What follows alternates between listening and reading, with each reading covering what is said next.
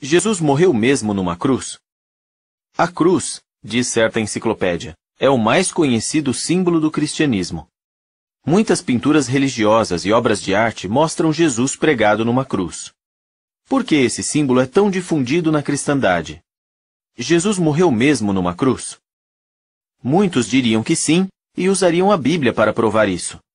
Por exemplo, segundo a versão Almeida, revista e corrigida, por ocasião da execução de Jesus, observadores zombaram dele e o desafiaram a descer da cruz. Mateus 27, 40 e 42. Muitas outras traduções da Bíblia dizem algo parecido. A Bíblia na linguagem de hoje diz sobre Simão de Cirene. Os soldados obrigaram Simão a carregar a cruz de Jesus. Marcos 15, 21. Nesses versículos, a palavra cruz é a tradução da palavra grega stauros. Existe base sólida para essa tradução? Qual o significado original dessa palavra? O que é uma cruz? Segundo o especialista em grego W. E. Vine, stauros denota primariamente um poste, ou uma estaca vertical. Nesses pregavam-se os malfeitores para serem executados. O sentido original, tanto do substantivo como do verbo stauro, prender a uma estaca ou poste, difere do conceito eclesiástico de uma cruz de 2 vigas. O Dicionário Bíblico Imperial, em inglês, diz que a palavra stauros significava apropriadamente uma estaca, um poste reto ou um madeiro, em que algo podia ser pendurado ou que poderia ser usado para cercar com estacas um pedaço de terreno. O dicionário continua. Até mesmo entre os romanos, a crux, da qual se deriva a nossa cruz, parece ter sido originalmente um poste reto. Assim, não é de surpreender que a Enciclopédia Católica, em inglês, diga: de qualquer forma, é certo que a cruz originalmente consistia em um simples poste vertical, afiado na extremidade superior. A outra palavra grega, xilon, que os escritores bíblicos usaram para descrever um instrumento da execução de Jesus. A obra Léxico Crítico e Concordância do Novo Testamento em inglês e grego, em inglês, define xilon como pedaço de um tronco, uma estaca de madeira. E acrescenta que, assim como stauros, xilon era simplesmente um poste ou uma estaca vertical, onde os romanos pregavam os que haviam sido condenados a ser crucificados. Em harmonia com isso, é interessante notar que a versão Rei Jaime, em inglês, diz em Atos 5:30: o Deus de nossos pais ressuscitou a Jesus, a quem vós matastes e pendurastes numa árvore, xilon. Outras versões, embora traduzam stauros por cruz, também traduzem xilon por árvore. Em Atos 13:29, a Bíblia de Jerusalém diz sobre Jesus: quando cumpriram tudo o que estava escrito a seu respeito, desceram-no do madeiro, xilon, e o colocaram no túmulo. Em vista do significado básico das palavras gregas stauros e xilon, o Léxico Crítico e Concordância, já citado, observa: as duas palavras não combinam com o conceito atual de cruz, com a qual nós nos familiarizamos por meio de gravuras.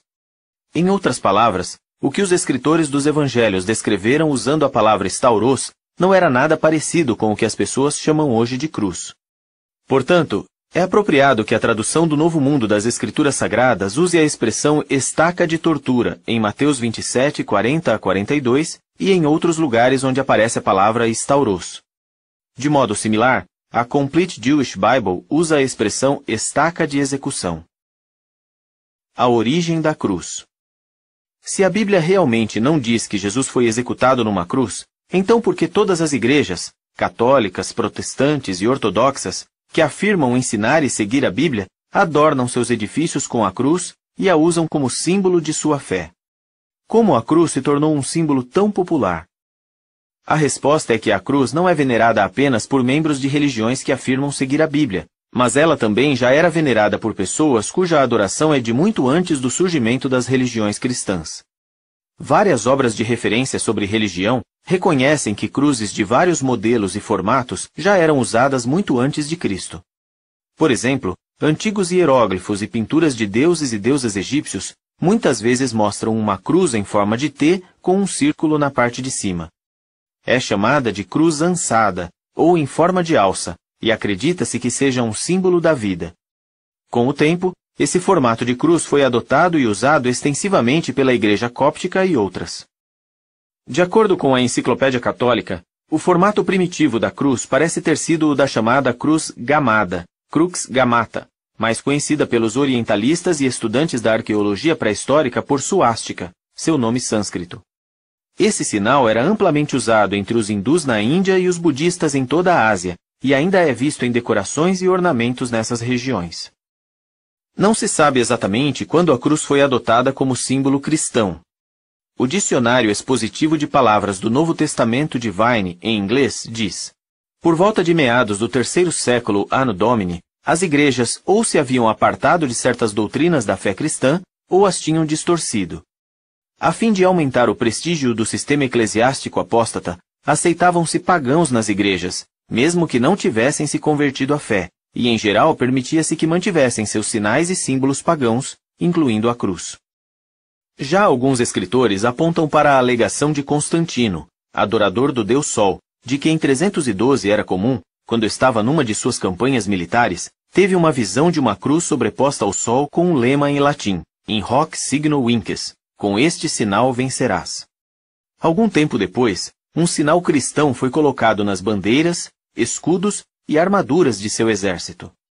Constantino supostamente se converteu ao cristianismo, embora só tenha sido batizado 25 anos depois, no leito de morte. Alguns questionaram suas motivações.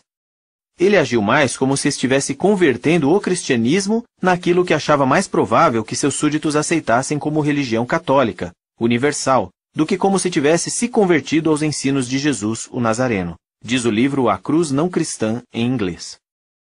Desde então, passaram-se a usar cruzes de muitos modelos e formatos.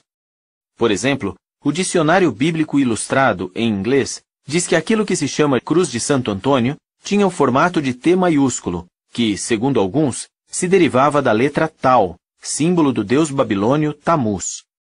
Havia também a Cruz de Santo André, no formato da letra X, e a conhecida Cruz de 2 vigas, com a barra horizontal abaixada. Esse último tipo, chamado de cruz latina, é erroneamente considerado pela tradição o formato da cruz na qual Nosso Senhor morreu. Em que os cristãos do 1º século acreditavam? A Bíblia mostra que no 1º século muitos dos que ouviram Jesus se tornaram cristãos e aceitaram o valor resgatador de sua morte sacrificial. Depois que o apóstolo Paulo pregou aos judeus em Corinto, provando que Jesus era o Cristo, a Bíblia diz que Crispo, o presidente da sinagoga, tornou-se crente no Senhor, e assim também todos os de sua família. E muitos dos coríntios, que tinham ouvido, começaram a crer e a ser batizados. Atos 18, 5-8.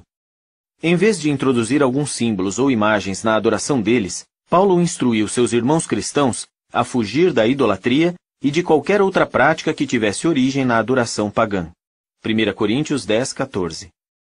Os historiadores e pesquisadores não encontraram nenhuma evidência que confirme o uso da cruz entre os primeiros cristãos. É interessante que o livro História da Cruz, em inglês, cita um escritor do fim do século XVII que perguntou: será que o Santo Jesus se agrada de observar seus discípulos glorificando a imagem daquele instrumento de punição capital, no qual ele supostamente sofreu com paciência e inocência, desprezando a vergonha? Como você responderia? Para adorar a Deus de modo aceitável, não é preciso usar objetos e imagens. Que acordo tem o templo de Deus com os ídolos? Perguntou Paulo. 2 Coríntios 6, 14-16. Em nenhum lugar as Escrituras dão a entender que a adoração cristã deve incluir o uso de algo semelhante ao instrumento onde Jesus foi pregado. Então, qual é o sinal que identifica os cristãos verdadeiros? É o amor, não a cruz ou qualquer outro símbolo. Jesus disse a seus seguidores o que está registrado em João 13, 34 e 35. Eu vos dou um novo mandamento, que vos ameis uns aos outros. Assim como eu vos amei, que também vos ameis uns aos outros. Por meio disso saberão todos que sois meus discípulos, se tiverdes amor entre vós.